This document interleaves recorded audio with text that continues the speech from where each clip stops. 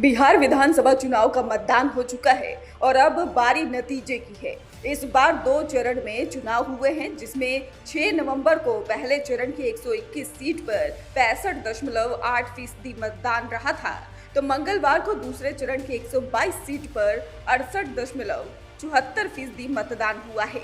इस तरह ही बिहार कुल 66.91% मतदान हुआ है, जो आजादी के बाद से अब तक के सबसे ज्यादा वोटिंग का रिकॉर्ड बन गया है। बिहार के सियासी इतिहास को देखें तो 1951 से विधानसभा चुनाव की शुरुआत होती है।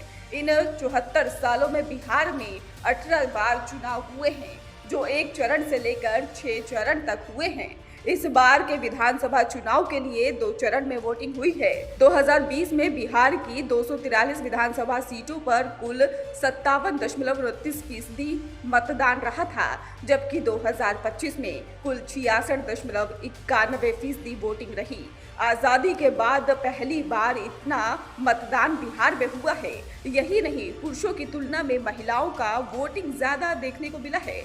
इस 1952 से लेकर 2025 तक बिहार में इतने चरणों में चुनाव हुए, क्या वोटिंग पैटर्न रही है?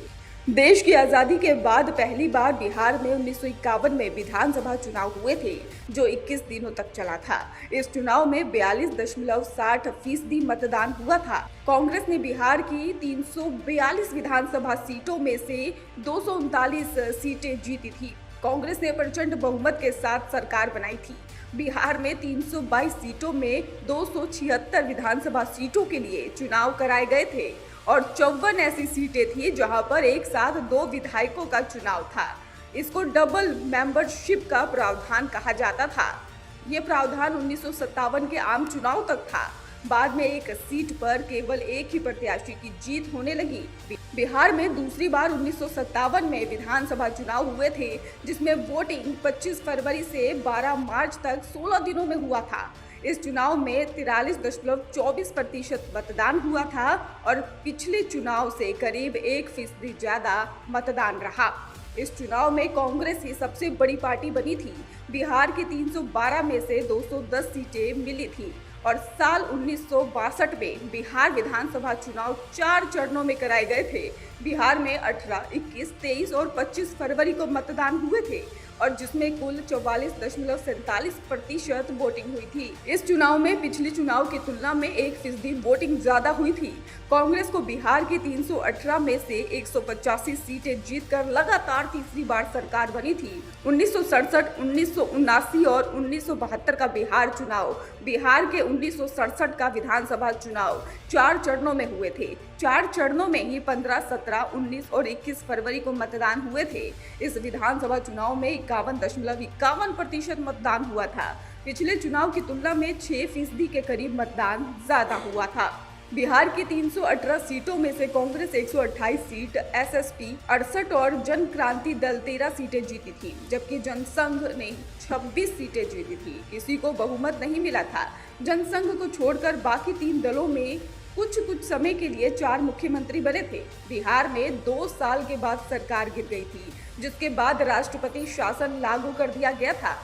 कुछ समय बाद 1969 में ही दोबारा विधानसभा चुनाव हुए थे। इस बार 1 चरण में ही सभी सीटों पर एक साथ वोट डाले गए थे और 52.79% मतदान हुआ था और जो पिछले चुनाव में से 1% ज्यादा वोटिंग रही थी। 1318 सीटों में से कांग्रेस 118, जनसंघ 34 और एसएसपी 52 और सीपीआई 25 सीटें जीती थी। किसी को बहुमत नहीं मिला तो राष्ट्रपति शासन लागू कर दिया गया। 3 साल बाद बिहार में 1972 में एक बार फिर से विधानसभा चुनाव हुए, जो 4 चरण में ही 5, 7, 9 और 11 मार्च को कराए गए थे। इस चुनाव में ही 52.89% मतदान रहा था। कांग्रेस ने 167 सीटें मिली थी और कांग्रेस को 30 सीटें ही मिल सकी थी। जनसंघ 25 सीटें और एसएसपी 33 सीटें जीतने में सफल रही थी। वहीं अब बिहार में इस बार का विधानसभा चुनाव 2 चरण में हुए हैं। पहले चरण की 121 सीट पर 6 नवंबर को मतदान हुआ, तो दूसरे चरण की 122 सीट पर 11 नवंबर को मतदान हुए। पहले चरण में ही 65.8% मतदान रहा, तो दूसरे चरण की सीट पर ही 68.74% मतदान हुआ है। इस तरह दोनों चरणों को ही मिलाकर इस बार कुल 66.91% मतदान दर्ज किया गया, जिसके साथ ही बिहार में हुए सारे चुनाव की वोटिंग के सारे रिकॉर्ड जो है वो टूट गए। 2020 के विधानसभा चुनाव में 57.29% मतदान रहा था, जबकि 2025 में कुल 66.91% वोटिंग रही और इस तरह से ही 9.6% मतदान ज्यादा हुआ।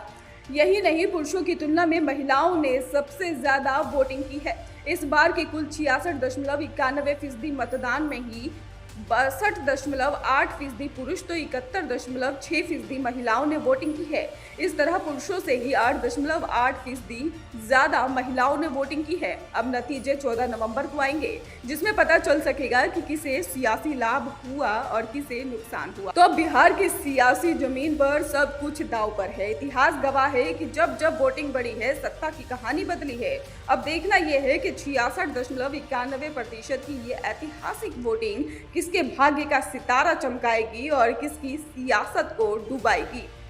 आरएन न्यूज़ के लिए खास रिपोर्ट।